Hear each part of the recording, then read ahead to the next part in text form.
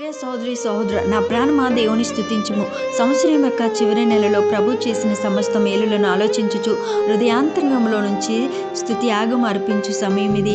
దేవుడు చేసిన ఉపకారములను దేనిని మరవకూడదు. దావీదు ఎందుకు తన ప్రాణంతో మాట్లాడాను? తన బాల్యమందు గొర్రెలు కాయచుండగా ఎక్కువ సమయం అరణ్యంలో ఒంటరిగా హెచ్చించుచుండెను. సంభాషించుటకు మనుషులు లేరు కనుక తన ప్రాణముతోనే అతడు మాట్లాడుచుండెను. నా ప్రాణమా నీవేళ కృంగి ఉన్నావు, నాలో నీవేళ తొందరపడుచున్నావు. సంకీర్తనలు 42:4 చూస్తాం.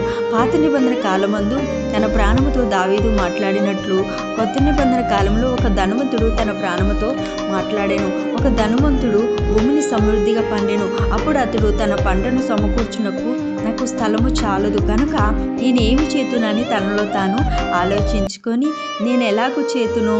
నా కొట్లు విప్పి వాటన్నిటికంటే గొప్ప వాటిని కట్టించి అందులో నా ధాన్యమంతను నా ఆస్తిని సమకూర్చుకొని, నా ప్రాణముతో ప్రాణమా, అనేక సంవత్సరములకు విస్తారమైన ఆస్తి నీకు సమకూర్చబడి ఉన్నది.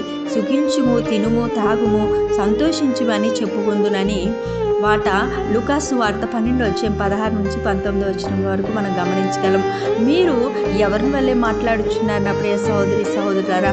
దావీదు వలెనా? లేక ధనవంతుని వలెనా?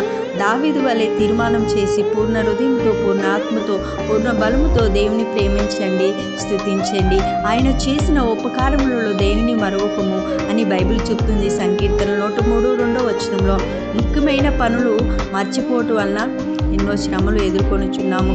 సకాలము కరెంటు బిల్లు కట్టలేని ఎళ్ళ విద్యుత్ శక్తి నిలిపివేయబడుచున్నది. గడువు లోపల పరీక్ష ఫీజు కట్టలేని ఎళ్ళ పరీక్ష రాయట సాధ్యం కాదు. మతిమరుపు వలన అనేక తమ ఆశీర్వాదాలను కోల్పోచున్నారు. అలాగైతే దేవుడు చేసిన మేలను, ఉపకారాలను మర్చిపోట ఎంత బాధాకరం, ఎంత ప్రమాదకరం. ఆయన చేసిన ఉపకారములను జ్ఞాపకం చేసుకొని దేవుని స్తుతించండి. దైవజనులకు మోషే, నీ దేవుడైన యెహోవా మీకు ఏర్పరిచిన నిబంధనను మర్చిపోకూడదని దేవుని ప్రజలకు తెలియచేసాను. ద్వితీయోపదేశకాండం 4:23 గమనించగలం. దాసులు గృహమైన ఐగుప్తు దేశంలో నుండి నిన్ను రప్పించి యెహోవాను మరువకుండా మీరు జాగ్రత్త పడమని ద్వితీయోపదేశకాండం 6:12 మనం చూస్తాం.